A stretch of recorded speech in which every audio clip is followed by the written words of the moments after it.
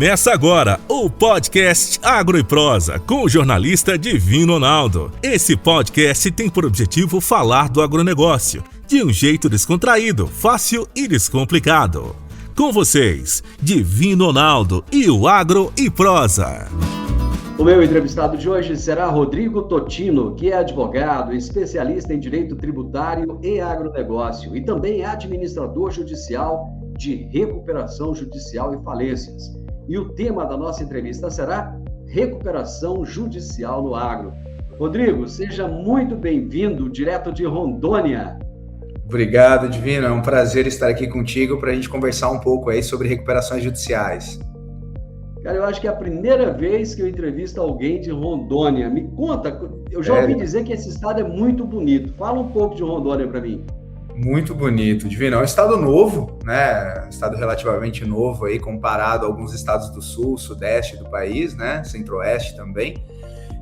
Mas é um estado muito pujante, viu? A economia aqui, todo ano, vem numa crescente, pecuária muito forte, né? Agora a lavoura também está chegando com força aqui no estado. Então é um estado cuja economia aí está bem pautada no agronegócio. Você já nasceu aí ou não? Você veio... Não, eu moro aqui há 8, 9 anos mais ou menos. Eu sou do interior de São Paulo. Sou ali bem do centro de São Paulo, ali Barra Bonita, Jaú. Me formei em Ribeirão Preto, né? Comecei os primeiros passos da advocacia em Ribeirão Preto. E há uns 8 anos, mais ou menos, 9 anos, estou aqui em Rondônia. E você está em Ji-Paraná, é isso? Ji-Paraná, isso. Bem no centro do estado também, aqui em Ji-Paraná. E temos escritório também na capital, em Porto Velho. Muito bem. O seu escritório é o MBT Advogados Associados. Quem é o MBT Advogados Associados e em quais áreas vocês atuam? Divino, o escritório é um escritório com foco em direito empresarial, né? Então nós atendemos muitas empresas aqui no estado de Rondônia e apesar de termos empresas, né, em vários setores, um dos nichos que nós atuamos bastante, até por causa da preponderância mesmo econômica aqui do estado, né, é a parte agro. Então nós atendemos aqui frigoríficos, laticínios, empresas também de varejo, atacado, né, do agronegócio, produtores rurais também, pessoas físicas. Então é um escritório que traz soluções jurídicas de todas as áreas, cíveis, societária, trabalhista, tributário, né? Todas as áreas afetas aí ao ramo empresarial, né? Então, dentro do ramo empresarial, a gente também tem uma atuação muito forte no agronegócio e atuamos também como administradores judiciais em recuperação judicial e falência, né? Então, é uma figura, às vezes, um pouco desconhecida, né, para leigos, mas quando há uma recuperação judicial, o judiciário ele precisa nomear um escritório, seja de contador, advogado ou administrador, para ser um braço direito, digamos assim, do juiz, né? É quem vai ali fiscalizar, realizar vários atos dentro da recuperação ou da falência. E aí nós atuamos aqui como assistentes do Poder Judiciário no estado de Rondônia em algumas recuperações judiciais e falências aqui. Antes de nós entrarmos exatamente no assunto recuperação judicial, só para eu ficar mais bem informado, como é que está essa situação das manifestações, das preocupações do produtor rural aí do norte do país? Porque aqui no centro-oeste o pessoal está assim, em estado de desespero, cara. Tá uma coisa louca, né? Como é que está aí no norte? Gino, aqui deve estar igual ou pior, viu?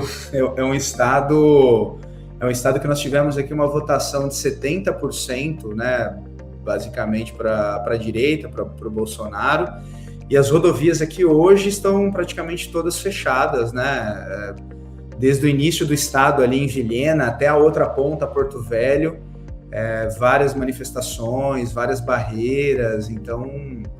Tá complicado, a situação aqui tá bem complicada e muita gente participando das movimentações. Não são poucas pessoas não, né? Às vezes a gente vê uma ou outra notícia aí falando, não, são algumas pessoas apenas em atos antidemocráticos, né, golpistas, mas não é o que a gente vê por aqui não. A gente vê famílias, crianças tomando as estradas aqui, tomando as frentes de quartéis, muita gente mesmo. Essas crianças e esses idosos golpistas são preocupantes, viu, Rodrigo? Verdade. Bom, mas nesse momento tão complicado da nação, cara, com certeza muita gente já deve estar pensando aí numa possibilidade de recuperação judicial. Esse é um assunto que tira o sono de muita gente. Eu já vi empresas, pessoas que pediram recuperação, e assim, antes de tomarem essa decisão, eles tiveram que estudar muito. E eu gostaria de entender como é que está a aderência do segmento agro à recuperação judicial. Divino, a questão do agro em recuperação, especialmente para produtor rural, sempre foi um tema muito controvertido, né, no judiciário brasileiro. Porque a recuperação judicial, ela visa você, como o próprio nome já diz, né, recuperar a atividade empresarial de uma empresa. Então, vamos imaginar uma empresa como um CNPJ, né, para facilitar a nossa conversa. Então, o CNPJ, ele tem ali vários funcionários, né, ele tem toda uma função social. Então, a lei de recuperação, ela visa, na verdade, não dar calote em nenhum credor, né? Muito pelo contrário, ela visa recuperar realmente uma atividade empresarial que esteja ali por algum motivo com fluxo de caixa ruim, né, que não esteja tendo receita suficiente para pagar ali suas contas, mas é uma atividade pujante, é uma atividade que pode dar a volta por cima, né, e continuar com os empregos, continuar gerando impostos para o país e tudo mais. Então, a lei ela vem nesse sentido, né, de recuperar e não dar calote. Mas como o próprio nome diz, é uma recuperação para empresas, né? Se você pega a lei ali, ela fala para sociedades empresárias, né? Que é o foco dela. Então, sempre teve um debate muito grande no Poder Judiciário se o produtor rural, pessoa física, CPF, poderia apresentar uma recuperação judicial, porque uma pessoa física comum não pode, né? A gente tem um instituto que é um pouco parecido com recuperação judicial hoje em dia, né? Que é o superendividamento. Uma pessoa física que está superendividada, ali ela tem uma fundamentação lá no Código de Defesa do Consumidor para fazer uma ação e falar que está superendividada e tentar parcelar essas dívidas. Mas fora isso, o Instituto da Recuperação Judicial não se aplica à pessoa física. Então tinha um debate muito grande no judiciário, e ainda tem de certa forma, se o produtor rural, enquanto pessoa física, ele exerce alguma atividade empresarial. Porque a gente sabe, né, o produtor rural ele tem ali funcionários, né, ele tem fornecedores, ele vende ali o produto, né, da sua produção. Então ele exerce, de certa forma, ali uma atividade que demanda um certo profissionalismo e tudo mais, mas muitas das vezes ele não tem um CNPJ para isso, né, Divino? Ele faz tudo no nome pessoa física dele. E aí nós tivemos uma reviravolta no judiciário, há uns 2 anos atrás, mais ou menos, que o STJ passou a admitir a recuperação judicial do produtor rural. E aí começou essa discussão, porque na lei não existia essa previsão. Só que essa previsão ela passou a existir agora. Então nós tivemos uma mudança na Lei de Recuperações Judiciais em 2020 e passou a prever a possibilidade do produtor rural, né, pleitear a recuperação judicial. Então essa falta de normativa, né, essa falta de lei para o produtor rural pleitear a recuperação já não existe mais, né? O que existe é uma formalidade, no sentido de, mas o produtor rural, ele precisa estar inscrito na junta comercial ali da sua cidade, né, do seu estado. E aí nós tínhamos um debate nesse sentido também. O STJ hoje tem um tema já pacífico também sobre esse assunto, dizendo que o produtor ele tem que ter o registro na junta comercial, mas esse registro não precisa ter 2 anos. Porque um dos requisitos que tem na lei para alguém pleitear a recuperação judicial é que ele exerça essa atividade por no mínimo 2 anos. E aí, quando falou, não, admite produtor rural pleitear a recuperação judicial, mas e se ele não tiver essa inscrição na junta em menos de 2 anos, ele vai poder? E aí o judiciário entende que sim, basta que no momento da formalização do pedido, ele tenha esse registro na junta. Então, hoje, para simplificar, se alguém exerce atividade como pessoa física, né, produtor rural, há mais de 2 anos, ele cumpre o requisito para ajuizar uma recuperação judicial, mas aí ele tem que fazer essa inscrição na junta também, né? Mas fica só um requisito burocrático, né? E aí vários advogados discordaram até dessa posição do STJ, falando, mas não faz sentido, né? Ele só protocola o pedido hoje, faz o requerimento, mas é assim que o judiciário entendeu, é um requisito pro forma, né? É um requisito só para ele realmente ajuizar a ação. O que realmente importa é ele comprovar que exerce atividade por mais de 2 anos. Estamos falando hoje a respeito de recuperação judicial no agro e a minha prosa é com o Rodrigo Totino, que é advogado especialista em direito tributário e agronegócio e é administrador judicial de recuperação judicial e de falências. E ele está falando lá de Ji-Paraná, em Rondônia. Rodrigo, o uso desse instrumento, ele é positivo? Divino, precisa ser feita uma análise muito grande, né, pelo produtor rural e também ali pelas suas assessorias, porque a recuperação judicial, ela, de uma forma bem simples, é você mencionar para os seus credores que você não tem dinheiro para pagar todo mundo, né, da forma como eles desejam, mas que você tem perspectiva de recebimentos, né, de valores, e com base nessa perspectiva de recebimento, com um planejamento, você vai conseguir pagar todo mundo. Basicamente é isso, né? Qual que é o principal risco? É que se você não conseguir cumprir esse plano que você pretende, você corre o risco de ser decretado a falência da sua atividade, da sua empresa ou da sua atividade rural, no caso como a gente está conversando, né? E os efeitos da falência, eles são complicados, né? Porque aí você não pode mais empreender, você não pode ter empresa, você não pode praticar alguns negócios jurídicos, né? Existe até situações de crime falimentares, dependendo se você vender patrimônio no curso dessa recuperação.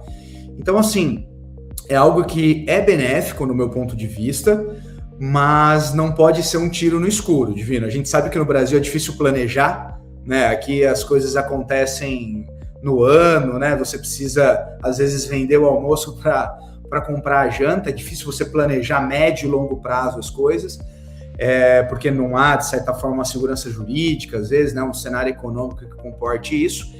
Mas é benéfico, mas tem que ter um planejamento sério, né? O produtor rural que está passando por alguma dificuldade, que tem dívidas bancárias, né, que tem imóvel aí hipotecado às vezes, que tem dívida com fornecedores de produtos, né, ele precisa sentar com pessoas aí, com consultores, com economistas, com advogados que entendam bem do negócio, entendam bem do cenário econômico, né, para fazer um planejamento sério, porque não é brincadeira, né? Não é só você fazer um pedido, achar que você vai ganhar prazo, que você vai enrolar os credores, que você vai dar calote.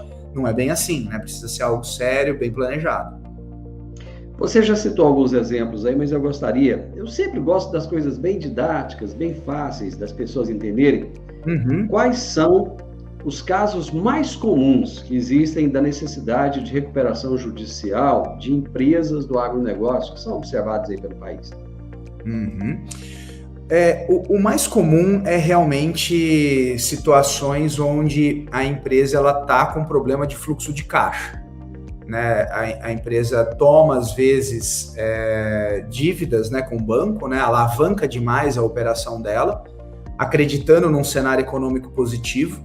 Então, às vezes, ela alavanca demais com o banco, abre filiais, né? Isso pensando em empresas, não em produtor rural, tá, Divino? Alavanca mais a sua operação, abre filiais, né? E é aquele passo que às vezes acontece, sei lá, um problema com commodities, né? Um problema do que ela estava imaginando ali para o cenário econômico, e é estrangulada pelas próprias instituições financeiras, né? Porque há um jargão no Brasil que quem decide se você pede recuperação judicial ou fale são as instituições financeiras, né? As empresas, quando estão muito alavancadas, se cortar as renegociações e cortar o acesso ao crédito, aí as empresas ficam estranguladas. Então, Os casos mais comuns no Brasil que nós vemos de empresas do agro pedindo recuperação, realmente são empresas que estavam ali com as contas, com muita dívida ali com o banco, acaba devendo também impostos, né? E aí fica devendo fisco, deve banco, aí começa a atrasar a folha, e aí a partir do momento que começa a atrasar a folha, as coisas complicam, né? Então, aí ela precisa congelar, né? Quando ela se vê ali num cenário de vários credores cobrando, né? E ela não conseguindo mais movimentar a conta bancária porque tem penhora na conta bancária dela todo dia, né? E ela se vê num cenário assim, aí ela ajuiza um pedido de recuperação judicial que congela essas dívidas, né? A recuperação judicial, ela tem um terminho em inglês que não é didático, mas é stay period, que é como se fosse um congelamento dessas cobranças. Então, o principal efeito, eu diria, de uma recuperação judicial é que quando você ajuiza a recuperação e o juiz recebe essa recuperação, ele congela todas essas dívidas existentes contra a empresa e ela dá esse fôlego para a empresa continuar com a atividade, apresentar esse plano de recuperação, né, e continuar com a sua atividade empresarial. Rodrigo, o produtor rural ou até mesmo o empresário, ele não tem medo, eu não sei se medo é a palavra correta, de ficar estigmatizado, não? Até os próprios clientes ficarem preocupados, aquele cara está falindo, ele está pedindo, o pessoal costuma falar de RP, RJ, né? RJ, aquele cara está em RJ e tal. Sim. Ele não tem muito essa preocupação, esse medo, não? Tem, não, com certeza, Divino, isso acontece muito, né? Ninguém quer fazer negócios com quem tá ali em RJ, geralmente, né? Então, como eu falei, precisa ser algo muito bem planejado, né? Para o produtor rural que for fazer esse pedido ou para a empresa, demonstrar, né, para quem ele faz negócios no dia a dia, que há um racional por trás, né? Que há toda uma metodologia, que ele não está querendo dar calote em ninguém, né? E é um instituto, Divino, assim, pelo que a gente vê de histórico no Brasil, é um histórico que muitas empresas conseguem se recuperar, né? Se você olhar assim para uma margem das empresas que entram em recuperação e que chegam em falência, a maior parte consegue se recuperar, né? A menor parte ali, 30%, 20% está entre os casos que acontece o que a gente chama de convolução da recuperação judicial em falência. A maior parte dos casos realmente são situações onde as empresas conseguem. É que a questão do estigmatizado é porque quando você entra em recuperação judicial, o que geralmente acontece? Alguns planos de recuperação, eles são muito audaciosos no sentido de dar um desconto muito grande para a dívida, né? E aí o credor ali que tinha, vamos supor, R$100 mil para receber, a empresa que está em recuperação judicial, o produtor rural, fala, olha, dentro do meu plano eu não consigo pagar 100 mil, eu preciso de um desconto de 60% disso, 70% disso. E aí ele vai pagar 30 mil, por exemplo, do 100.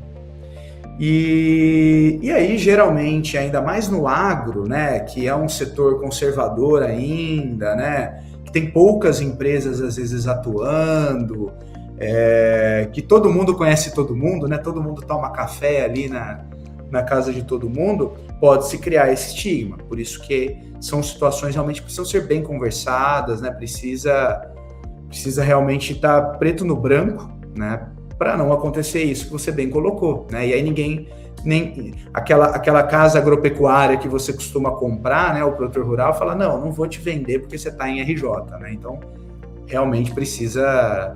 Mas é interessante essa pergunta, até aproveitando um gancho, e aí realmente para aclarar, né, algumas situações, mesmo em RJ, é interessante que quem vende para alguém que está em RJ, ele tem preferência no recebimento disso. Então a lei ela tem um dispositivo bem interessante que, por exemplo, eu, produtor rural, estou em recuperação judicial, né? E eu tenho um passivo de, sei lá, R$1 milhão. Estou devendo ali algumas casas agropecuárias, estou devendo um banco, algum trabalhador. Estou em recuperação, montei o meu plano para pagar esse R$1 milhão, e aí eu vou lá na sua casa agropecuária, Divino, comprar de você. Eu vou lá, abro um crediário contigo e tal, aí você vai olhar lá meu histórico, você fala, pô, Rodrigo, você tá em RJ, né? Você tá devendo, tá em RJ e tal. É interessante também que quem tá em RJ suspende todos os protestos, então se você puxar uma ficha minha, você não vai ver título protestado, né? Porque aquele stay period que eu falei, ele suspende, né?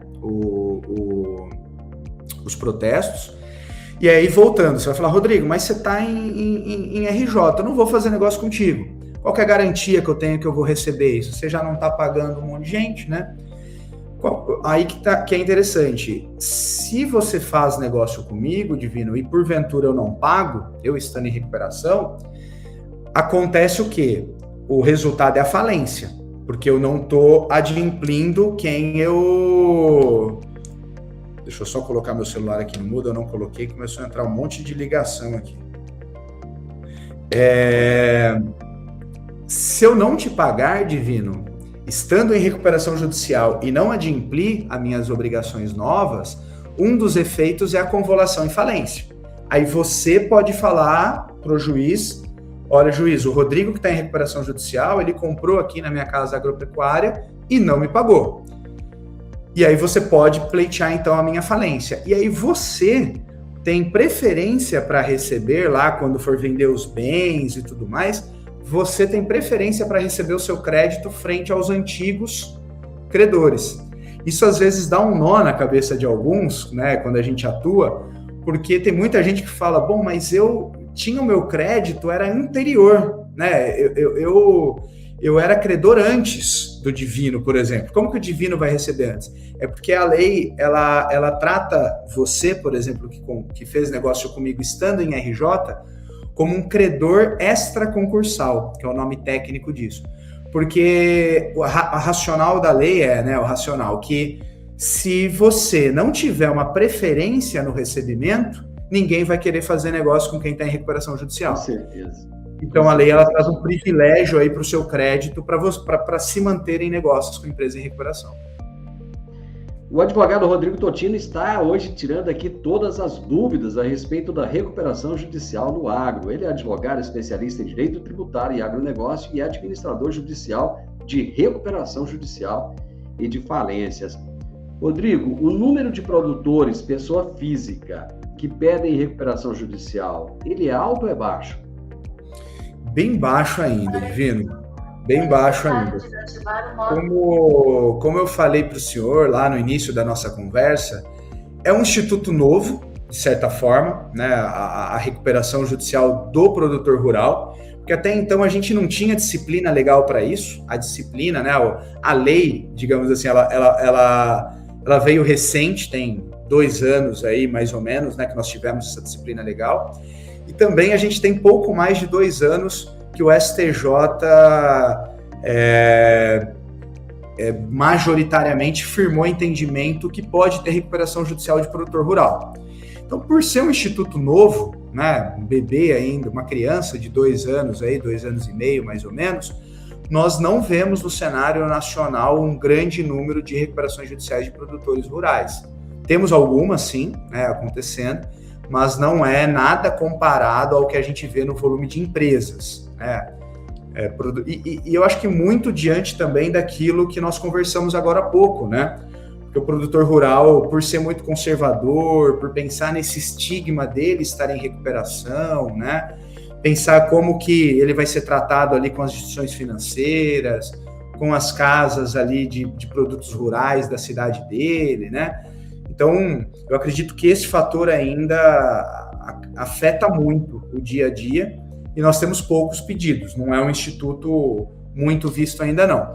Mas eu acredito, Divino, dependendo aí dos próximos passos do nosso país, né, que a gente está numa insegurança e numa incerteza grande, pode acontecer, né? Às vezes algum produtor rural alavancou alguma operação, acreditando num boom de alguma commodity que ele trabalha. Às vezes pecuaristas vão ter queda do valor do gado, né? Soja pode cair, enfim, a gente não sabe ali como vai ser o cenário. E aí, se o produtor rural ele não tem nenhuma alavanca ali, né, para cuidar dessa questão econômica, pode ser que ele se veja aí numa situação de pedir recuperação judicial. Vamos voltar na questão da empresa do CNPJ. O que uma empresa do agronegócio, Rodrigo, precisa para pedir uma recuperação judicial? A lei ela tem alguns requisitos, Divino. Os requisitos eles estão todos ali no artigo 48 da lei, né? Vou falar aqui para você alguns deles, né, para não ficar lendo aqui o texto de lei. Um dos requisitos mais importantes é o requisito temporal, que essa empresa esteja aí há 2 anos na atividade empresarial. Ela não pode ter nenhum sócio ali falido, né, que esteja dentro da sociedade dela. Ela não pode ter nos últimos 5 anos pedido recuperação judicial, é um outro requisito. E também nenhum sócio, administrador ali pode ter sido condenado nos crimes previstos na lei de recuperação judicial e falência. Basicamente, assim, os requisitos mais importantes para o ajuizamento são esses. Bom, só para a gente finalizar, Rodrigo, quais são os principais pontos de atenção que o produtor ou o empresário rural deve ter ao tomar a decisão de pedir uma recuperação judicial? Bom, o ponto mais importante é realmente ser um plano factível, né? Quando ele realmente for sentar para planejar, entender as suas contas, os seus recebíveis, que ele não faça um plano pensando no melhor cenário possível, né? Que ele não seja tão otimista nesse plano. Então, eu sempre recomendo, assim, quando algum cliente nos procura para a gente traçar planos de recuperação e tudo mais, a gente sempre tem que traçar um cenário econômico realista para pessimista, né? Bem realmente conservador mesmo. Bem conservador. Então, o principal é ele ser conservador nesse plano, para ele realmente conseguir honrar, né? Ser conservador nesse plano, não querer maquiar situações, né, patrimoniais principalmente. Então, ali, os imóveis que ele tem, né, e tudo mais, sempre jogar dentro das 4 linhas, né, o que vem se falando bastante ultimamente, né, jogar dentro das 4 linhas, porque infelizmente no Brasil, Divino, a gente vê situações que as pessoas utilizam recuperação como subterfúgio para dar calote em credores, né? E aí, antes do pedido da recuperação, blindam patrimônio, fazem ali situações para o patrimônio ser blindado e entrar em recuperação visando dar calote. Eu acredito que isso só denigre o nosso instituto, que é um instituto louvável que nós temos aqui no Brasil. Então, situações como essas, assim, colocam o Instituto com maus olhos, né? Então, eu sou um defensor do Instituto da Recuperação, então eu sempre defendo que seja uma coisa séria, né? Que aquele produtor rural, que aquela empresa que esteja pretendendo, que realmente ela use o Instituto para se recuperar de fato, né? Que ela faça um plano de recuperação factível, que ela vá conseguir cumprir, né? Que procure bons assessores, é imprescindível, né? Procurar advogados especialistas, não procurar generalistas, porque a lei de recuperação é uma lei muito específica, né? Então, um produtor que tiver interesse, procure um escritório que já tenha atuado, né, com recuperações em outras situações, né, que já tem experiência nessa situação, que provavelmente esse escritório ele já vai ter uma base com contador, com economista, né? Ele já vai conseguir dar uma assessoria muito boa. Acho que basicamente aí são essas dicas aí que eu dou para quem esteja pensando em adotar esse caminho. Rodrigo, eu espero que o país melhore e que menos pessoas precisem de se utilizar desse Instituto da Recuperação Judicial. Muito obrigado pelas informações, você esclareceu bastante e estamos aqui sempre à sua disposição. Eu também, Divino. Muito obrigado pela atenção, pelo tempo. Espero que os nossos ouvintes aí tenham aprendido um pouco, tenham tirado algumas dúvidas. E eu estou sempre à disposição em redes sociais também. Falo bastante sobre isso, quem quiser me adicionar, rodrigo.totino. A gente está com um canal aberto aí para os ouvintes e para você também, Divino. Muito obrigado, Rodrigo. Grande abraço. Um abraço. Tchau, tchau. Eu conversei com o Rodrigo Totino, advogado, especialista em direito tributário e agronegócio e administrador judicial de recuperação judicial e falências. E o tema da nossa entrevista foi recuperação judicial no agro. Gostou do bate-papo? Para você, valeu? Se para você valeu, deixe então o seu comentário, compartilhe com outras pessoas. Eu costumo dizer o seguinte: a informação, ela só tem validade, ela só tem poder a partir do momento que ela é compartilhada. Então não se esqueça disso e o mais importante de tudo, se inscreva nesse canal para que nós possamos trazer mais vídeos, muito mais prosas interessantes para você. Um grande abraço e até a nossa próxima prosa. Tchau, tchau. Você ouviu o podcast Agro e Prosa. Se gostou, compartilhe, recomende e nos siga nas diferentes plataformas de podcast.